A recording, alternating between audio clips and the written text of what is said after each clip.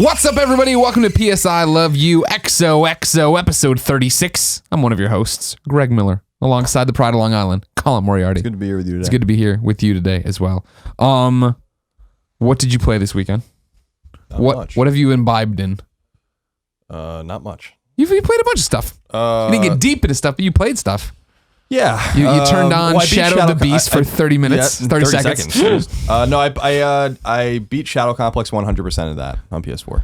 How was it? How did it hold up? That's a great game. Yeah? Great game, yeah. The story's a little ridiculous, but yeah. Sure, but that's video games. Yeah. But I mean, like... well, no, not necessarily. There's a lot of ridiculous stories in video games. Sure, but not always. Yeah, I would think the majority, though.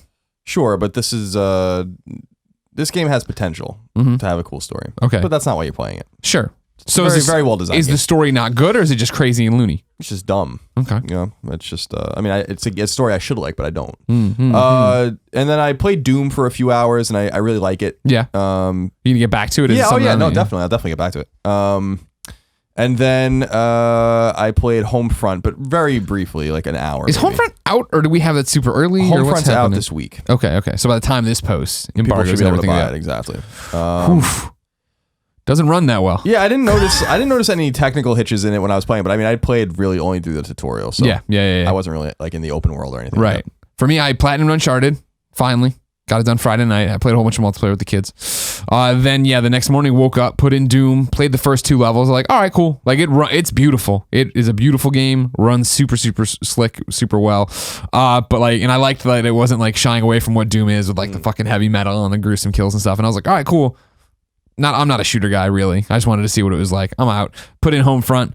Got barely, probably right where you are in terms of tutorial, where I was like, ooh, these cutscenes aren't. Ooh, this story's weird. I liked Homefront 1 story so much, and this doesn't seem like a Homefront 1 story. This is a bit more weird. Yeah, it's all about the corporation, and I don't want to ruin it for people, but sure. Like ruin the first this 10 North seconds. Korean corporation that basically, like, the premise of the story is what if, and it's a ridiculous what if, but what if North Korea. What if the Silicon Valley and like the revolution that happened in the 70s in California happened in the Koreas? Right. And we imported all their stuff. We took all their exactly. stuff. It's kind of like we were talking about, analog to China, right? Yeah, I mean that's what's so fucking stupid about this is that. So we talked about Red Dawn, the remake, which was supposed to be about China, and then they had to go digitally alter all the Chinese flags to make them Korean flags because they didn't want to offend their... In China movies, that's a big deal. That's a big market. They don't want to offend markets and investors in China because God forbid you say anything bad about China. I mean, we don't want any of that. Only we could be the bad guy in movies. I think that'd be totally fine. So that's a little fucking stupid, to be honest with you. So I don't know if what happened with the original Homefront. My assumption is that a similar thing happened. I think I might have known the answer to this question at one point. Whether it was supposed to be about China and they made it about Korea, but nonetheless, if they're going to reboot the entire idea of Homefront anyway, because the original Homefront never happens in this game, then why not just reboot the idea of who the bad guy is too? Because you don't have to like jump through hoops a million different ways to explain how China and the United States come to blows. Right. But you have to explain a significant 50 or 60 year alternate history about how the United States succumbs to a small country the size of a mid-sized American state. With a population, a small fraction of what we have in this country. None of it makes any sense. Sure. From the outside. That's why I'm interested in playing it, because I feel like they will explain it. And the original Their Homefront... intro I thought was pretty good. It wasn't as good as the intro to original Homefront. The original Homefront's way more convincing. Sure, but I mean, this was like, okay, cool. It sets up what you need to know. Go to run around and shoot fucking things. Yeah, like, so when John Milius, I guess, wrote it, but some other guys wrote... He just rubber-stamped it. Original Homefront. That was about peak oil and all that kind of stuff, and that was actually way more convincing than basically... a North Korean corporation creating backdoors into everything they've ever sold us and no one noticing for decades. Like, I don't know. That rubbed me the wrong way when I saw that intro, because I had not been privy to that intro until I put the game in, because they've been hiding it. Like they hid the original Homefront intro too. So I don't know. I want to play it more because I'm intrigued by the idea. I like the way the game begins. It's very violent, which I believe that world would be. It's very dark. It takes place in Philadelphia, which I think is very cool. Cradle of Liberty. So we'll see. I mean, I have no thoughts about either of those games in any major way. I think Doom is exactly what I thought it was going to be, and I was super happy to see that. Yeah. Homefront, I don't know what it's going to be, and I hope that it's something that I like. But I'm not feeling super optimistic about it. Sure. Yeah. And then I'd put off till I was in the mood Ratchet and Clank, and I was in the mood yesterday. Had a great time with it. I told you, fantastic game. I told you. No, everyone told me. That's not a Colin was right. Oh, no, everyone in the world said that. I said it long before the embargo was even up. So who else told you first? Who? Tim, I think, during the Let's Play. No, okay. Definitely not. No, really? It was you? Oh, okay. Yeah, it was definitely me. Okay. Yeah. About Shadow of the Beast, I actually turned it on with the intent of playing it, but then I got a phone call and I had to go, so I just shut it off. Yeah. I didn't even get past the start menu. I didn't even start the game. But not being very well reviewed, and I'm not sure. Like Polygon gave it a 3. Now its Metacritic's more like a 6 or a 6.5, maybe around there, maybe even a 7, but maybe probably lower than that, in the 6s. But I always felt like this game wasn't going to be very good because Sony just hit it for so long. Yeah, it just came out of nowhere. It was announced before PS4 even came out, and then just disappeared for almost 3 years. Probably like 2 years, and then they like kind of brought it out of hibernation. We're like, it still exists, and here's what it looks like and stuff. So I'm just not even sure with all these other games that I'm going to be playing, like if or when I'll ever get to it, because I have no love for that game. That's a very the original Shadow of the Beast in 1989, and then came out on Amiga. We don't have an Amiga heritage in the United States, and so this seems to be a game more directed at the nostalgia of European gamers, which I respect, and that's totally fine. So I don't know. There's nothing there for me to be like, well, I really want to play this. Sure. The thing that intrigues me is that the original Amiga game is in the re-release, so I would actually want to just play that. Just play to get to that part, just to see like what that's all about, because that's supposed to be a classic, sure, kind of platformer. So, or side scroller. So, yeah, that's basically it. So this week I would like to just get through Doom and Homefront and kind of clear those games out of the way, because things are slowing down.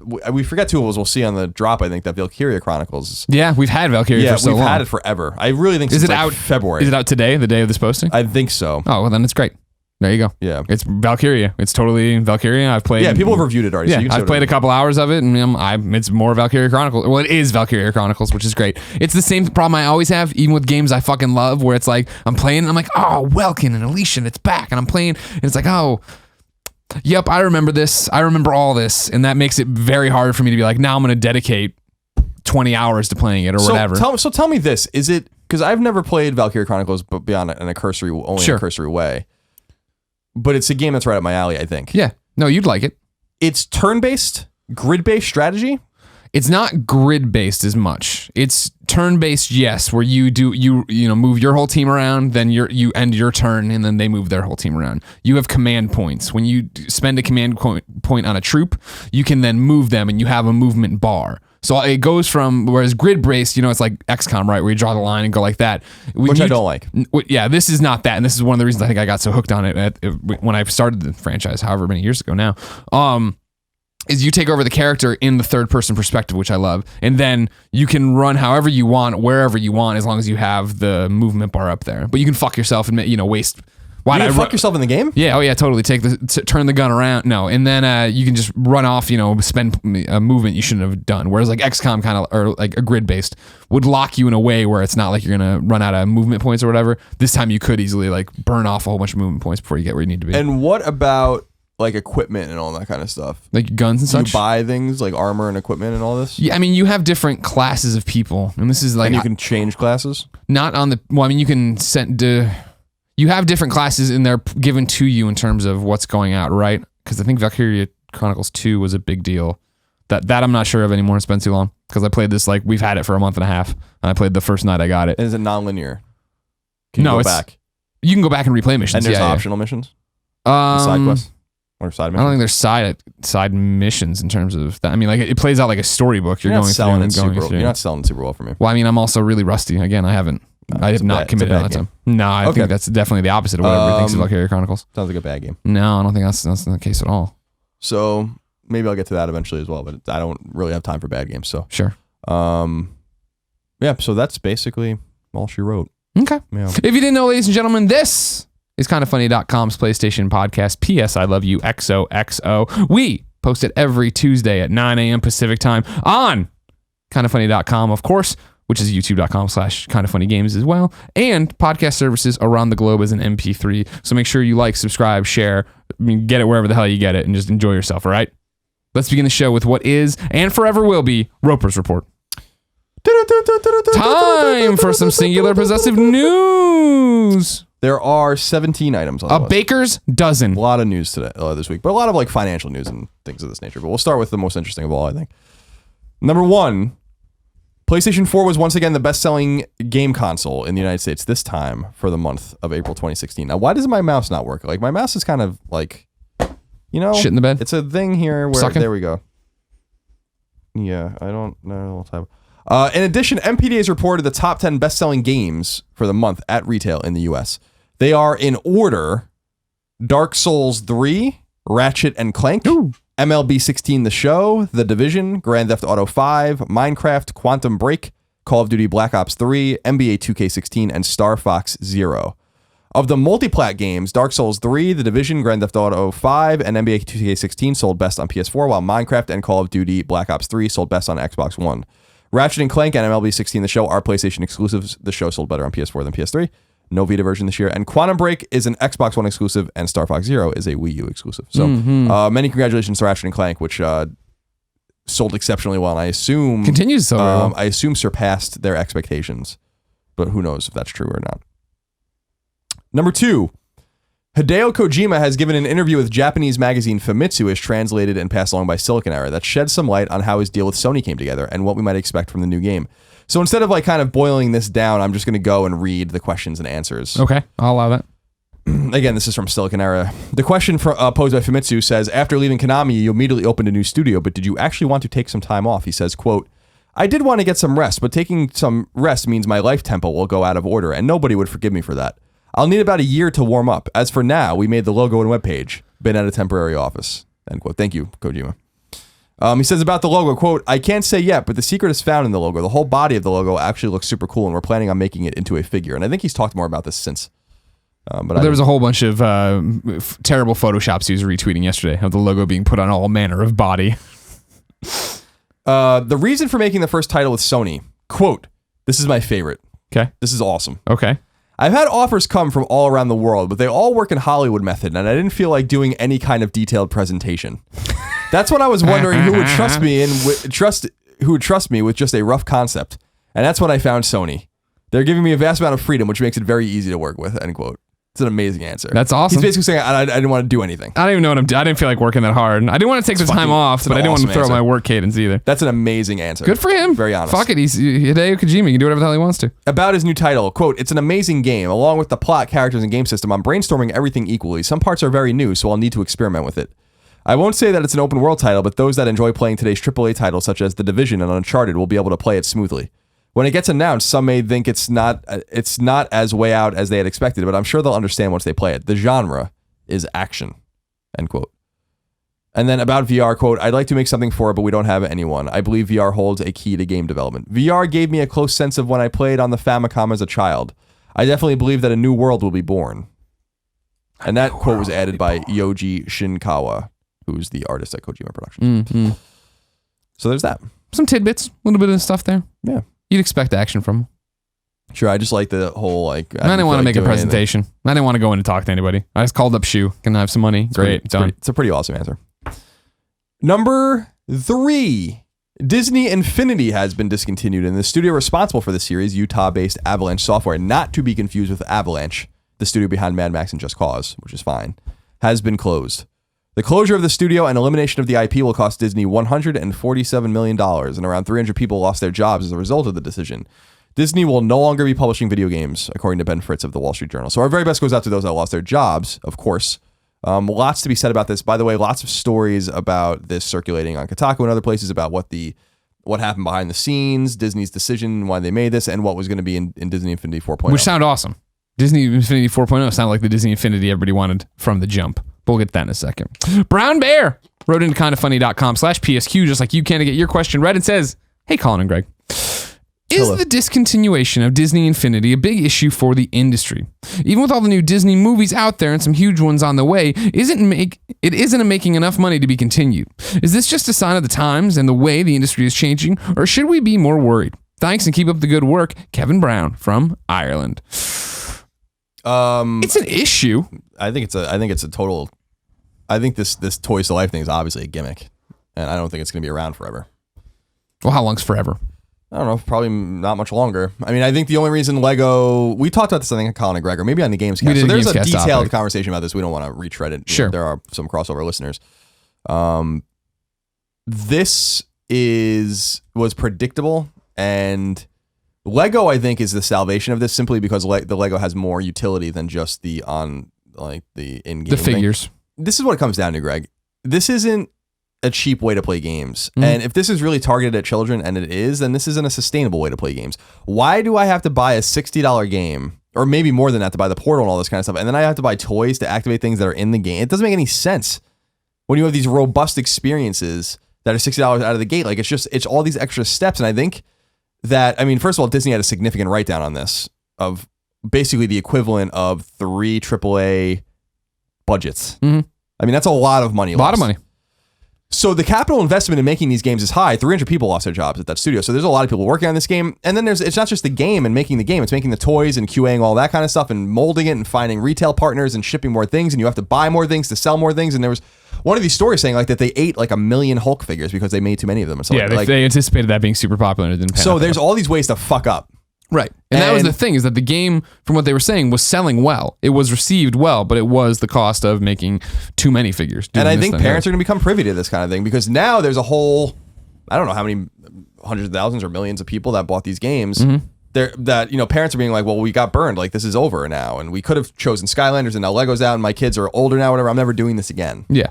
And you just don't hear that about $60 games in a static sort of way. So I think that the market's kind of kept catching up with this thing. Now, Skylanders was very profitable because it was first, and Lego is going to be very profitable, or is very profitable because it's Lego. But I think that that's basically the end of the line. And as I said on the Gamescast, it's stupid to have to buy these toys and put them on portals to unlock things in a game you already purchased. It makes no sense. If in other words, if the entire amalgamation of things you needed to make the $60 game were all $60 in totality and the game was free or something like that, then that's a different story. But why am I buying these figures to put on this portal to unlock things in a game I already bought? And then how do parents receive that? Because you're the rarity, right? You're not the person that these games were made for. You're not. You know, maybe for Lego. I think I am for Lego. But Disney Infinity certainly not, and Skylanders certainly not. No, Skylanders is a kid's game, and that's why Skylanders is from Lego's the a IP kid's game too the, that has more ubiquity. Right? Sure, but I'm saying like Skylanders is directly aimed at children. There's no way around it. Lego is, I think they understand how wide their audience is, and that's why they go and double down on 80s franchises and make those 80s franchises really good and not fucking weak, which is the problem with Disney Infinity's Marvel stuff. When I sat down and played Disney Infinity's Marvel stuff, I was like, oof, this is shallow. This isn't a Spider-Man action, you know, RPG to an extent. You know what I mean? This isn't walking around like playing X-Men's Legends, which is what I thought it was going to be when I heard about it. You sat down, you played it, and you're like, oh, this game doesn't fulfill the promise of being these characters. Whereas with Skylanders, they're creating something from the ground for children, for toys that can be carried around and split in half, and kids can have a fun time and then smash them together and have fun. And then Lego is this thing where, yeah, I think it's a great avenue of kids love Legos, kids love video games. Here we go. And like, you know what I always talk about, not to be, you know, the same drama I always do, is like some of the problems, the pain points you're pointing out are not a problem with Lego in terms of you buy the starter pack with your 3 figures in there, and then anytime you run into something that you don't have the guy for, you can hire a hero with in-game currency to go out and do it. You don't need the figures, but if you want the figures. But I think the fact that it's Back to the Future and it's Portal and it's all these adult nerdy things is speaking to the fact that they understand that that's in the humor in the game and I guess mainly just the humor and the storytelling of the game and the way how cool it is to see your favorite franchises from a kid mashed up speak more to, I think, me and Trevor Starkey and everybody else I see tweeting me photos of their collection. And it's the same way too of like, yeah, I don't need Slimer, but I bought Slimer to make sure I had him, and that's wave 5 now. You know what I mean? That's a game that I would have platinumed and put away like every other Lego game, right? You figure when they sell me Lego Marvel, I sit down and I platinum Lego Marvel, and then I put it down and never play it again, never put any more money into it. Maybe the DLC, but maybe not. Whereas this one I'm still buying, and I'm super stoked to see if they're going to say anything at E3 about what the next waves are. What's interesting for me, though, is the takeaway I have from his question is it a big issue for the industry? I don't go the doom and gloom side of Toys to Life. I think Toys to Life still has a future. Is it forever? No, nothing's forever, I don't think. I mean, unless you're talking about like genres of RPG or whatever. But yeah, just like the music game, eventually nobody's going to want peripherals and all this other crap floating around their house. Is it a big issue for the industry? I think honestly, for me, it sucks for everybody who lost their job. It sucks for all this stuff. I think the silver lining is that it's an interesting business move wake-up call for the industry. It is Disney saying, cool, publishing games is hard, and we don't want to do that. We want to go have partners that do all of that. We want to partner with Telltale for a Marvel game. We've talked about it on this show, this rumor that Spider-Man, which is a Disney property now, is going to be made by Sucker Punch and be PlayStation exclusive, which sounds fucking crazy, but in this world, that doesn't sound that crazy. That does sound like, man, we are done publishing games, everybody. We don't want to, we understand, like, look at what they've done with Star Wars. We're done publishing games and we want to do these franchises. Anything we do with Marvel or Star Wars or Disney, we want to do right and we want it to be awesome. And we don't want the reviews we got for Infinity. We don't want people walking away saying it was almost there, but it wasn't there. So fuck it. We won't publish games anymore. We'll instead sign partnership agreements we'll bring in the best people. So what do we want to make? We want to make a Spider-Man game. Who does awesome Spider-Man stuff or open world superhero stuff? Sucker Punch. And then, I mean, granted, we're way out into hypothetical situation right now, but that's an exciting business move for me, the gamer. And I don't mean it as the PlayStation guy. I mean it as somebody saying like, all right, cool. Let's look at what Activision did with Spider-Man. Oh, fuck. No, let's not crap out games. Let's get awesome people. Let's do what we're doing with Star Wars for Marvel. Let's do what we're doing for Disney. Like is it a big issue for the industry? I think it's a big moment for the industry if that's how it is. If it is Disney saying, our video game catalog is important to us. Our video catalog matters to us. Let's not half-ass it. Let's get the best of the best and go make games. Yeah, I think that we will see how it all pans out, but the write-down will have a chilling effect. Sure. And because you can make so many games with that much money, or you can make at least a few big games with that money that they just wrote down. And I do think that there's just this issue, as I thought about only for the first time really after peripheral, like just thinking about video game peripherals, and this really bodes not well maybe for VR, is like there's no successful video game peripheral. Yeah. Like when you really think about it, what is the successful ubiquitous video game peripheral? So like, yeah, Rock Band and Guitar Hero had their day. But they fell too. Right, like Waggling had its day. Yep. The guns had their day. The light guns had their day, and Super Scope and the Zapper and all that kind of stuff had their day. But nothing really has changed the way we play games, with the exception of a few, like the analog sticks and the internet and stuff like that. Like none of these. So that the most popular toys to life thing is really Amiibo, and that's only because it's the only way to buy good Nintendo figurines. Yeah. No one gives a fuck about how what they activate. And that's the thing too, where I think that's, when we bring it in, that's a completely different audience in terms of how it works out, right? Like Amiibos aren't bought to be put into games 95% of the time, I'll say. And I also think that Amiibos, based on, again, echo chamber, Twitter feeds, whatever, but based on all of our friends, it's not kids buying Amiibos. It is Per and Jose and Altano buying a million this, and then Panda Musk bringing them weird ass gold like, it's, you know what I mean? Like, it is this collector frenzy to it. And that's cool and that's great. And that's something completely different, though. Cool? I think so, but I like fandom like that. Real quick, one more thing on this Disney thing. Though? I mean, for anything else that we would say is cool on this show, I think that's cool. I don't know, when we're sitting here talking about our cool variant Vitas, we have any stones to throw. J.D. Morale wrote in to kindafunny.com/PSQ, just like you can. It says, hello, Colin and Greg. Hello. Now that Disney has stopped publishing games and canceled Infinity altogether, what are the chances that Star Wars and Marvel go to Lego Dimensions? It seems perfect to me. Your thoughts, Joe? 1,000% that's going to happen. I remember, I've said it before, and I think maybe if I would have been, we always get to this point where you like, look back and like, why didn't we read the tea leaves a bit differently on this? When I remember when Disney Infinity happened and then Lego Dimensions happened, I was like, fuck, that's awesome. But like, clearly they're going to ride out this Lego Marvel deal. They'll do their last Lego Marvel Avengers game, and then that'll be the end of it. And then we'll never get another Lego Star Wars. And then they're like Lego Force Awakens. And that should have been the first sign of like, oh, Disney's not doing video games the way you'd expect someone who publishes video games to do video games. And it's because even then they probably knew that they were getting out of it, or that they were going to start doing this partnership deal of like, let's go to the best. Who are the best people? Who are the best, who do we have relationships with? What do our fans want? And fans have, since the get-go of that. I mean, remember when Lego Dimensions got put out, people took their Lego Star Wars figures they had and put them on their bases of Dimensions and put them down and took a photo of it. And we're like, this would be amazing. And so you see that in like Force Awakens. And so sure, now that that's done, 100%, I think you see Lego Marvel in there. I think you see Lego Star Wars in there. And I think that's a huge win for Dimensions as well. Where I bet if we were, this is always the fun weird, I wish we could be flying the wall, because these guys speak English too. Whenever like I wish we could be flying the wall in Sony Japan, we wouldn't understand anything. Right. You need to be a Japanese fly. If I could be over there in good old England, Right. Oi, governor, just a fly in the wall, don't you know? Here, my imagination is that like certain packs come out and sell gangbusters, and then I think it's that it is the Portals and it is the Ghostbusters and it is to an extent the DC stuff, and I bet that it's like.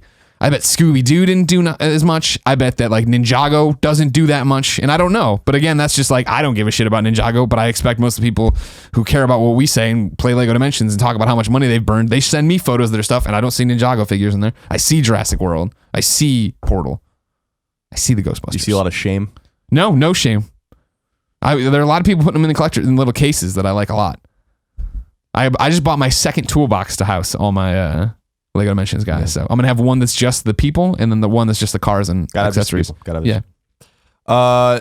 Number 4, The Witcher 3 Wild Hunt's substantial piece of story DLC, Blood and Wine, has a release date, and it's only a day off from earlier rumors, which I think we reported on last week. The DLC will launch on PS4 and other platforms on May 31st. Its main story will take around 20 hours to complete. It has 90 quests within, 40 points of interest, 30 new weapons, 100 pieces of armor, and 20 new monsters, amongst other new stuff. So I'm sure there's a lot of people looking forward to that. And you are only a few weeks or a couple weeks away from playing it. So congratulations. Go, Witcher fans. Be free. Number 5, Sony has revealed the best-selling digitally released games for the month of April 2016. The top 10 best-selling games at digital on PS4 were, in order: Dark Souls 3, Ratchet and Clank, Rocket League, MLB 16 The Show, Minecraft, The Division, Grand Theft Auto 5, Enter the Gungeon, Beyond Two Souls, and The Order 1886. Beyond Two Souls. On PS3, the top 10 best-selling games were, in order: Minecraft, MLB 16 The Show, Grand Theft Auto 5, Okami HD, Saints Row 4, Grand Theft Auto San Andreas, Call of Duty Black Ops 3, Lego Marvel Superheroes, Little Big Planet 3, and Bayonetta. The top 10 best-selling Vita games digitally in order were: Severed, Digimon Story Cyber Sleuth, Risk of Rain, Persona 4 Golden, Axiom Verge, Minecraft, Grand Theft Auto PS Vita Collection, which I have no idea what that is. Is that Liberty City? That's the PSP games. And Chinatown Wars. XCOM Enemy Unknown Plus, Shovel Knight, and Civilization Revolution 2 Plus. The top 10 best-selling PlayStation classics were, in order: Bully, Grand Theft Auto San Andreas, Rogue Galaxy, Manhunt, Grand Theft Auto The Trilogy, Max Payne, Grand Theft Auto Vice City, Mega Man Legends 2, Mega Man Legends, and Suikoden 2. Fallout 4, Call of Duty Black Ops 3, The Division, and Star Wars Battlefront graced the top DLC list for PS4, while Call of Duty Black Ops 3, Call of Duty Black Ops 2, and a few others dominated the PS3 DLC charts. Big takeaway, of course, Severed, number 1 best-selling Vita games in only 5 days on the market. Woo! In that period. People love that Vita. Get them games. Also, another takeaway is the same takeaway all the time, that Rockstar and Take-Two must be making hand over fist money on PS Classics. Sure. Because they're always within 50, 60, 70% of that chart. Number 6.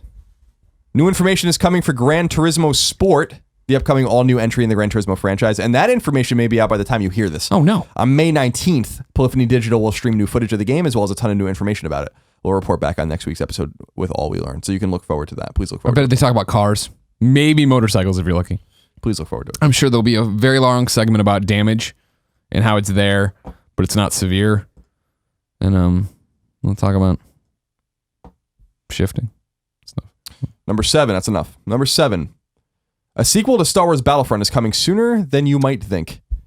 EA has revealed that Battlefront 2 will launch in 2017, with the visceral developed Star Wars game being penned by Uncharted creator Amy Hennig, is aiming for a 2018 release date.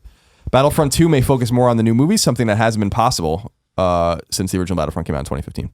EA Motive, on the other hand, is helping out on Visceral's game, while the already reported Respawn Star Wars game is also in the works, allowing EA to release a Star Wars game every year for the next 3 or 4 years. Dang! So that's going to be big for them. Yeah. Very big. I want that Amy game. Battlefront 2, fine, whatever. Yeah. Hopefully it has like a story. Yeah. Number 8. Sega appears to be interested in releasing Shenmue and Shenmue 2 in the form of HD remasters, though it's unclear if it's possible at all and when that may happen. Sega's European community manager Dan Sheridan said Sega would love to release the games, but doing so isn't so easy when speaking on a podcast transcribed by GameSpot. Quote, "Sadly, it's not as simple as porting the games to the current platforms. We need to ensure that any HD remaster lives up to the quality of the original titles. With games as immersive as Shenmue and Shenmue 2, there are further complications involving licensed products that were included in the original games. That said, we'd love to do it, and we are currently investigating how to make it a reality," end quote. So I think that you will see those games coming out on PS4, Xbox One, PC. I'm sure you're stoked about it. I don't care about Shenmue. You love Sailor. It's interesting. I mean, Shenmue is interesting. Yeah. I think that's one of those games that if you didn't play it at the time, I think you've heard so much about that you would pick up and then you'd go, wait, why the fuck did anybody want a third one of these? Yep. Why are people so into this? Why are people so into this game? What is going on with this guy in a jacket? I think you're right. Number 9, how's Battleborn doing? It's unclear, though Videogamer.com seems to have some data suggesting the game is at the very least doing okay. The game's creative director, Randy Varnell, noted in a Twitch stream that the studio is, quote, cautiously optimistic, end quote, about the title, and that the launch was, quote, pretty good, end quote. Battleborn is supposedly tracking just ahead of Borderlands sales when compared for time, and Borderlands sold some 8 million units lifetime. It's worth noting that Borderlands sales were a very slow burn, and Borderlands, I would be shocked if they came anywhere near Borderlands sales. I 100% agree with that. But I'd be interested to see how Battleborn's doing. I don't believe that it's doing well. Space Ghost wrote into kindafunny.com/PSQ and said, hey guys, earlier this week we got word from Gearbox that Battleborn sales were pretty good and that they were cautiously optimistic about it reaching something similar to Borderlands 1. Colin has repeatedly said that Battleborn would bomb. Might be wrong, need to wait for official numbers. Do you feel that Overwatch has room in the marketplace, or did Battleborn eat its lunch? Thanks, gentlemen. Overwatch is going to clobber Battleborn. I know. Overwatch had 10 million beta players. 10 million. For comparison's sake, Gears of War 4, which is going to be very healthy on the market, had 1.5 million beta players. Yeah. Overwatch had 10 million people play its beta. People won't shut up about Overwatch. Don't worry about it. I think, Battleborn is... No, you don't have to worry about it. So there's ways to kind of figure out how games are doing with the hardcore, and I think that this is a game that's going to be... Battleborn? But yeah, Battleborn is going to be... Yeah, Battleborn's going to be a game that's going to be kind of live or die by the hardcore. So let me give you an example. Live and let die. Battleborn, according to PSN Profiles, now PSN Profiles doesn't track everyone's profiles at all, and not even close, but hardcore gamers, people that basically put their profile in and are tracked, has 2,592 game owners, right? For comparison's sake, let's just go and see what Uncharted 4 has. Okay. Uncharted 4 has 35,415 players. And Drake's Fortune Remastered has 91,000, so just from the remastered from on PS4. If you look at new games being released... Give me a new IP to compare Battleborn to. Well, I'm just looking at new games here. So Doom already has 3,300. It came out Friday, right? Shadow Complex Remastered, 459. That's a $20 downloadable game. Tabletop Racing World Tour, 24,000, but that's because it's free. The Park, 475. So it's doing better than some other games around it, being that it's a retail game. That seems like the performance might be decent, but there are 2.67 million gamers tracked on PSN Profile. So it's not a lot. That's a cross section of PlayStation gamers, probably core PlayStation gamers, but not the hardest of the hardcore. But certainly not indicative necessarily of the 40 million people with a PS4 or the 80 million with a PS3 or the 12 or 13 million with a Vita. So much like polling, you have to kind of take these things and be like, assume that it's being spread across. My assumption is that these numbers are actually track high, and that if you divided those numbers in, you'd probably have to subtract maybe even 50%, because these are core gamers, that play nerdy ass games like Battleborn or Uncharted. So my takeaway, it's not doing well at all, but we'll see how, if they can spin that, and I'm sure that they'll release numbers, or maybe they will, maybe they won't. I bet they won't release numbers. If they don't, it's not doing well. Yeah, 100%. But I just don't think, I think this is the best you can spin it. It's tracking ahead of Borderlands. Yeah, no one gave a fuck about Borderlands. I am 100%. I agree with you. I understand that. That's what I remember about Borderlands was that for historians, it took a year for people to really like. Yeah, it took Clayman and Brudvig playing it every fucking night to be like, this is a big deal. I remember playing it, late, a few months later. I was like, this is a great game. But I was way more connected than most people at the time. So Borderlands selling 7 or 8 million copies. People love Borderlands, and people went back and bought Borderlands for years. So I don't know. Like Borderlands 2 had people go back and buy Borderlands. I'm not convinced at all. Number 10, it appears Dark Souls 3 is a commercial success. Gematsu reports that the game has shipped 3 million units, bringing the Dark Souls series shipment to 13 million units. Half of the shipment went to North America, another 1 million went to Europe, and 500,000 shipped in Japan and elsewhere in Asia. This doesn't seem to account for digital sales, and it's important to note that shipments don't necessarily equate to immediate sales. But nonetheless, Dark Souls 3 is, I think, the fastest selling Namco Bandai game. Suck it, Pac-Man. Something like that. Go home into that. Number 11. Square Enix's business appears to be booming. Revenues are up 27.5% year over year, and profit is up a staggering 102.3% year over year. Net sales of gaming specifically was up 42% year over year, and profit from gaming was up 58.9% year over year. The publisher praised Tomb Raider and Just Cause 3 as solid sellers, as well as a series of strong smartphone and MMO performers. So MMO like Dragon Quest X, Final Fantasy XIV. They'll be releasing games like Deus Ex and Final Fantasy 15 and Tomb Raider on PS4 this year, so they should be in good shape. Although I think that Final Fantasy 15 is going to take a lot of I was going to say Final Fantasy is going to be very, very interesting. Number 12, Resident Evil 0 HD, which launched in January, has sold an impressive 800,000 copies according to Capcom's own financial report for its fiscal year. The sales were only counted through the end of March and represented the second successful launch of an HD re-release of a Resident Evil game within 12 months. As Remake, which is the GameCube remake of Resident Evil, which was then HDized for PS4, also sold very well in 2015. The game performed favorably, in quotes, according to Capcom, and may prime a path for Resident Evil 4, 5, and 6 re-releases as the year moves on, and obviously we're already into that cycle. Hopefully towards the reveal and possible release of a new Resident Evil game, which we talk about on the Gamescast this week, so I won't bore anyone with that. Number 13, Capcom CEO Kenzo Sugimoto admitted that Street Fighter V may have not been ready for prime time. In its earnings report, Sugimoto said that, quote, it's best to spend a little more time in developing and running a high-quality title that will perform well globally, ellipsis. Some aspects of Street Fighter V needed more polish, such as the lack of content and server issues at launch. Accordingly, we feel it's better to give a little more time to development than before and have made slight adjustments to our portfolio, end quote. Just slight. Obviously, as we reported last week, Street Fighter V undersold significantly. About 600,000 copies, I think, where they thought it was going to be. Yeah, come on, 600,000, no big deal. That's just one truck. That's just one truck. Number 14, Ubisoft CEO Yves Guillemot predicts that there will be one more generation of consoles before streaming takes everything over. In a Ubisoft earnings call as relayed by GameSpot, Guillemot said, quote, now on the console side, we expect there will be new consoles that are going to make this market continue to grow. And we feel we still have another generation of consoles before we have new types of consoles coming to market. Ellipsis. We believe in streaming, but it demands a lot of bandwidth. We think it's going to grow, but today, with the types of games we have, it will still take a bit more time to be popular. For the new consoles, there's nothing official on that, so my expectation is we will have another cycle of consoles before we go to streaming. I don't have dates or anything, but what I see is the manufacturers would prefer to have, again, a new hardware to take up the potential of the new possibilities that they can bring. And I feel that the last transition was very smooth, and the volume that was brought by consumers was very high quickly. So we don't see a transition now as a potential problem. We see that as more of a way to boost the market, end quote. That's the end of the story, but now Greg is left. I'm a little scared because I don't know. Could it be the Waterman? But he's already back. Is it? No, he's not back. Is it the Waterman? There's some clinging and clanging. Doors opening and closing. There's no scuffling going on, no screaming or yelling. Greg's stomping up the stairs like a Clydesdale. He's closing the door. He has packages in his hands. What do we got? Yeah. Top secret package. Boring.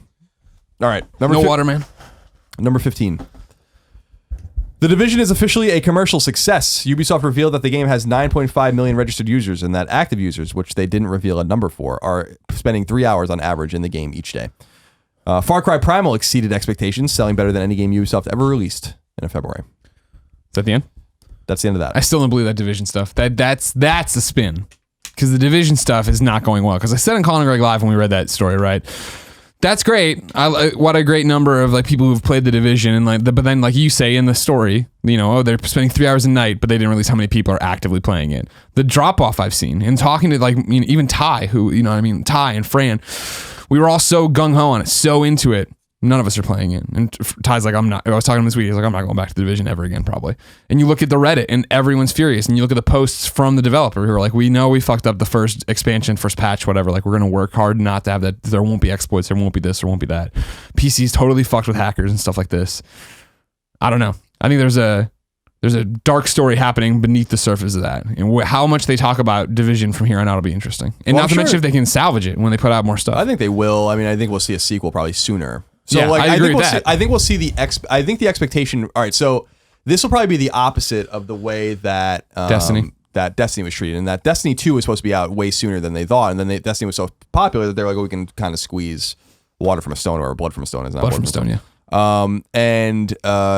I think you'll see the opposite with this, where they probably had these lofty plans to let the Division breathe, and they're probably being like, we really actually need to make the sequel quicker. Yeah, because I feel like everyone's run off that. No one talks about that. It's just, I spent a lot of time with it, and 40 plus hours. Yeah. And I got to level 28 or something like that. I'm so close to like just capping and beating the game, and I'm like, I don't know. Yeah.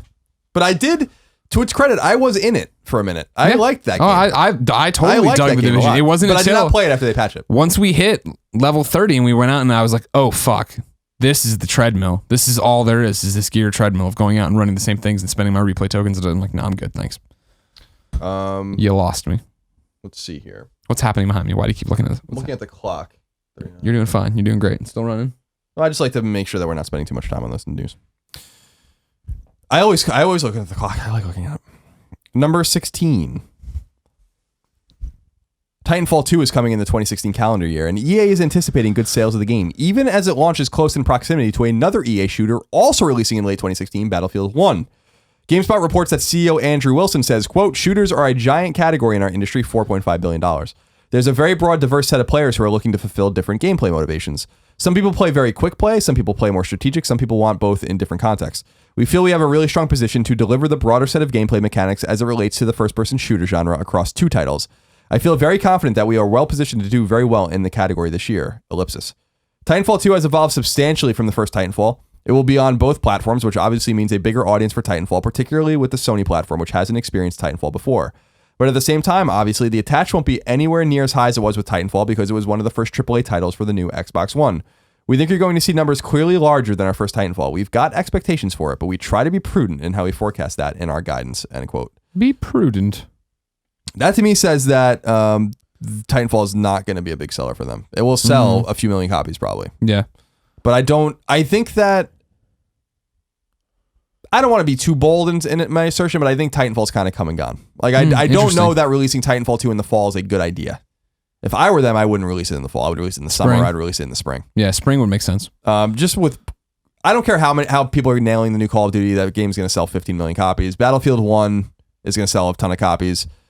People are still playing Battlefront. They're still engaged in the Division or Destiny or whatever is going to, there's other things. Like, I just don't know that this is a smart move to wedge Titanfall in there. Yeah. I think it would make more sense to let it stand out in the spring because it is an interesting game. I love Titanfall 1. I'm excited for Titanfall 2, but in a crowded holiday market, I don't know how much I'll be playing and how much you'll be jumping in there. How many am I still regenning and all this shit? Yeah, I'm excited. I want to play because I like the mechanics of the original Titanfall. I just don't want to play online, and I like the idea of a campaign. I think that'll be great.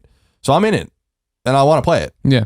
2 things. Will the original Titanfall get re-released on PS4? I don't think that's possible. I don't know the exact answer to that. That seems to be a deal that was worked out. I don't think that's possible. But that's what we said about Mass Effect, right? But it took 5 years though, so I wonder if that's the same kind of deal. I remember when the original Mass Effect came to PS3, I was like, this is unbelievable. Because I really didn't expect that was going to happen. But weirder things have happened. Number 17. Roguelike RPG Mystery Chronicles. This is the wrap-up, by the way. Yeah. Roguelike RPG Mystery Chronicle One Way Heroics is coming to PS4 and Vita this summer. Puzzle game Four-Sided Fantasy comes to PS4 this summer.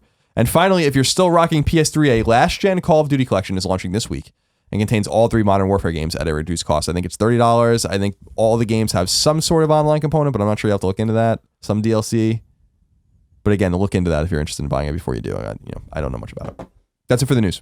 Colin, I'm interested in this year roguelike on Vita you just talked about, but that's not coming out till the summer. If I want to know what stores had mom and grop games this week and things had come to digital warehouses and stores had been updated by Andrew Kelly, where would I go? You go to the official list of upcoming PlayStation 4, PlayStation 3, PlayStation Vita, sometimes PSP software by the Kinda Funny co-founders. Okay, let's see. What was that? Hold on a second. Oh, that's your Twitter. That's Long Island. Your Twitter header is Long Island. Is it? Yeah. Oh, okay. Well, Cubicolor comes to PS4. It's a digital game out the 20th, so this is a Friday release. Immerse yourself in the world of Cubicolor. And that's Cubikolor. I don't like anything about what I've heard so far. Armed only with your logic and your cube, with a K. Move through the 150 levels outwitting the traps in the system. Proper noun. An evil scheming entity to confront the machine and pass the test. Will you achieve the highest score? Let me read that all again. Immerse yourself in the world of Cubicolor. Armed with only your logic and your cube, move through the 150 levels outwitting the traps in the system. An evil scheming entity to confront the machine and pass the test. Will you achieve the highest score? I don't know what the hell is going on there. Homefront the Revolution comes to PS4 digital and retail. Homefront the Revolution is an open-world first-person shooter where you lead the resistance movement and wage guerrilla warfare against a superior military force to ignite the revolution. The dynamic, evolving world responds to your actions as an oppressed nation rises up in defiance against the occupation. Now, this is the one thing that frustrates me is that the original Homefront ends with them sparking the revolution. So why didn't they just leave that as canon? You know? Because they want It you to ends just in San jump Francisco. in. They just want you to jump in. They don't want you to have to go play this first game that they didn't sell. Letter Quest Remastered. I bet you the original Homefront sells better than this one. Oh, I agree. Letter Quest Remastered, PS4 and PS Vita. Time digital. out. I mean, that's not even fair. The original Homefront had one of the most aggressive marketing campaigns we had ever seen, especially for a THQ middle of the pack developer, publisher, everybody on that slide. Remember when you'd go down to San Francisco, get on the Muti, and every fucking sign had Homefront on there, and they get in trouble and they released balloons into the air, and like they were doing all sorts of crazy shit for Homefront. You couldn't go anywhere and not see Homefront. This one, I didn't even know what the real release date is. No one did. Guaranteed it sells better. Sold better. Homefront The Revolution, PS4, digital, retail. We read that one already. Next, Letter Quest Remastered, PS4, Vita, digital, cross-buy. Ever wondered what would happen if you cross Scrabble with an RPG? Oh, God, no. Now you don't have to because Letter Quest is here. Help Grim and Rose, a couple of adorable Grim Reapers, defeat monsters, ghosts, evil bunnies, and more using the power of words. I like that. I think I might down with that. That's a good idea. Life Goes On, Done to Death comes to PS4 digital. Life Goes On is a comically morbid platformer where you guide heroic knights to their demise and use their dead bodies to solve puzzles. Oh, cool. On your quest to find the Cup of Life, you will summon night after night to be brutally sacrificed. And life goes on. Death is not a setback. It is the only means to success. My Night Job comes to PS4 digital. Black Knight, an abandoned mansion and a bunch of monsters. Sounds like the perfect job. Players will have to use a variety of weapons to save their skin and master the challenge of leading survivors to safety while also defending the building from invaders. Use more than 60 weapons from vases and floor lamps to chainsaws, shotguns, and ginormous hammers. Could be interesting. Sure. Perfect Universe comes to PS4 digital. Perfect Universe is a collection of 9 game modes with both single and local multiplayer options varying in complexity, all tied together with a beautiful art style and highly detailed environments. You have got to write better fucking things than this. What is this game? Piss me off now. It's a perfect universe. Rugby League Live 3 comes to PS4 and PS3 digital.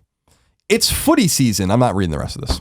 Thank you. Shadow of the Beast comes to PS4 digital. Explore the alien landscape of Kaermoon, a world filled with beauty, brutality, and mystery on a lone quest to overthrow the malevolent tyrant Maltoth. Survive epic boss battles and tackle hordes of enemies in ferocious adrenaline-fueled action. Develop abilities with skill points earned from the death of your opponents, unlocking increasingly brutal moves as you draw power from the blood of your foes. This is a PlayStation 4 exclusive.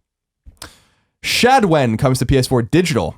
Shadwen is a stealth action game where the only rule is to remain unseen. Stay hidden or the ruthless guards will kill you on sight. Shadwen, an assassin, has a chance encounter with an orphan girl, Lily. Lily follows Shadwen on her dangerous journey, but when the guards get too close, Shadwen must take action right in front of Lily's eyes. Oh my God. Sounds like 2 different things that you just wrote and put them together. Soft Body comes to PS4 digital. Yeah. Soft Body is a meditative action game where you control 2 beautiful, gooey snakes at the same time. Yeah. In the game, you paint the world with your body, and as you do so, the world changes around you and reveals new obstacles and challenges. Although the action is tense, the mood and aesthetic are contemplative and calm. That seems like a weird mashup then. Valkyria Chronicles Remastered comes to PS4 digital and retail. Valkyria Chronicles is back and now beautifully remastered in HD for PS4. It was already in HD, wasn't it? It was on PS3. Now That's with not brand new count. trophies and the previously released DLC preloaded. Take advantage of the visually distinctive classic. Do it. Vev Viva X Vivo comes to PS4 digital. Vev Viva X Vivo is a unique pick-up and play action game and with puzzle and survival elements. Players take control of a virtual eukarya. How do you say that? This is a word I've actually seen before. It's a biology word. This one. Oh. Eukaryote? Let's have a dictionary tell What's us. a dictionary? Dictionary, how we say this word?